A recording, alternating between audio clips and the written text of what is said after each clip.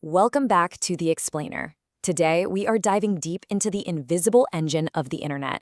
We're unpacking the high-level architecture that literally keeps the modern web from collapsing under its own massive weight. And look, we aren't just talking about basic web hosting here, right? We're looking closely at those massive, highly distributed system designs that allow tech titans to handle millions of concurrent users without even breaking a sweat. Because when you scale an application to a global user base, the infrastructure rules completely change. Suddenly, you're dealing with server latency across oceans, databases locking up under heavy loads, and network partitions. So let's explore how those monumental engineering challenges are actually solved. Okay, let's dive right into this. Think about the applications you open every single day. Can they truly handle massive traffic? Well, the real challenge isn't just serving data, it's absorbing those massive, unpredictable spikes. Imagine a viral event, a sudden global news drop, or a highly anticipated product launch. Seamlessly absorbing that shock isn't magic. It's the result of highly resilient engineering and elasticity. These systems are basically designed to automatically provision new resources, spin up additional servers, and distribute that sudden tsunami of requests evenly across the network, all before a single user ever experiences a timeout or a dreaded crash screen. To put this into perspective, let's look at real-world giants: Netflix, Uber, and WhatsApp. Now, their common denominator is a strict reliance on highly distributed systems running on robust cloud infrastructure. But the specific technical hurdles they face are incredibly diverse. We're talking huge databases, massive, sharded databases tailored to totally unique problems. Uber, for example, is juggling massive streams of real-time geospatial data to match riders and drivers instantly.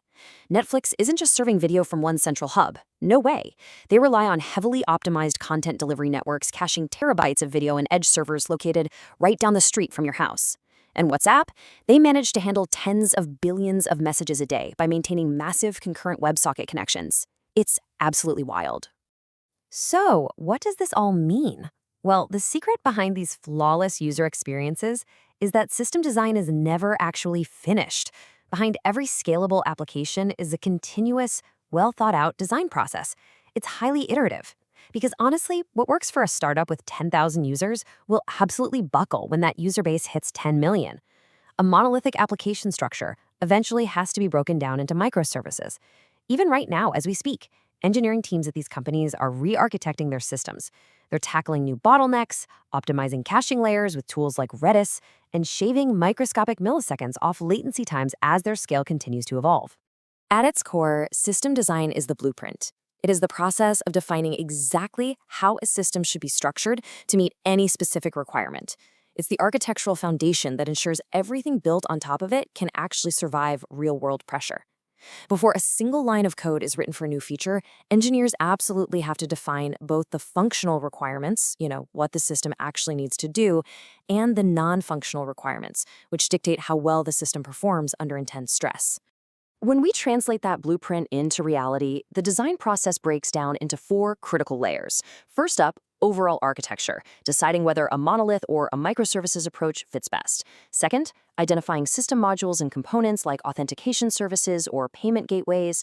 Third, defining clear interfaces, often using API gateways or gRPC so these microservices can securely talk to each other.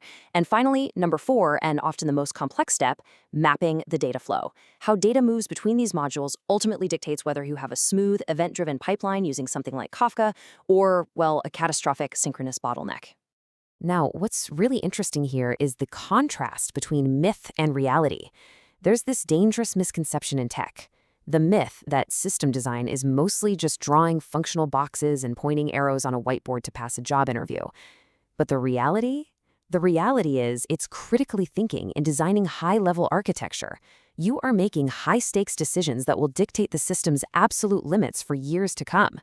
Choosing between a relational SQL database and a NoSQL database early on, for example, permanently impacts how easily you can scale horizontally later. It's all about weighing complex engineering trade-offs, not just drawing lines. And those high-level decisions, they dictate your non-functional requirements, the true pillars of your system: scalability, reliability, performance, and maintainability. What makes this so notoriously challenging is the constant tension between them. It's like a giant puzzle, famously summarized by the CAP theorem.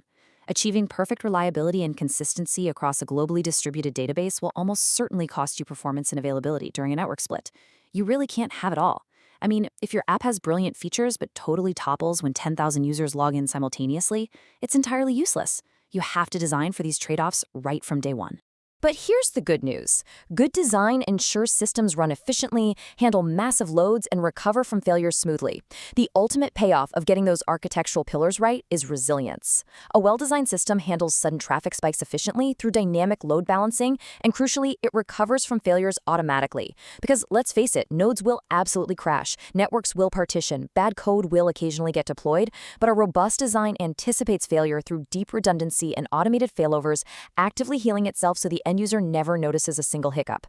Some companies even use chaos engineering, literally intentionally breaking their own servers in production just to prove their design can withstand the damage. No way around it, that's just cool. This is exactly why approaching real-world problems and breaking down concepts step by step is so critical. By designing for scalability and reliability and analyzing the architectures of giants like Netflix, Uber, and WhatsApp, we can reverse engineer exactly how they scale under extreme duress.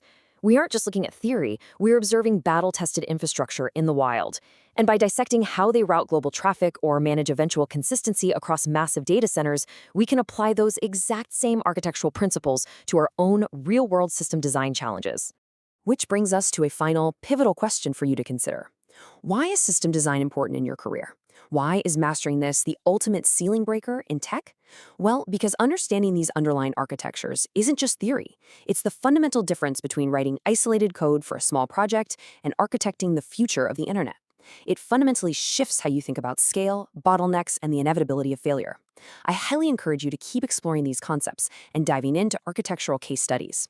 Because once you see the matrix of how these massive systems are actually built, it changes absolutely everything. Thanks so much for joining this explainer.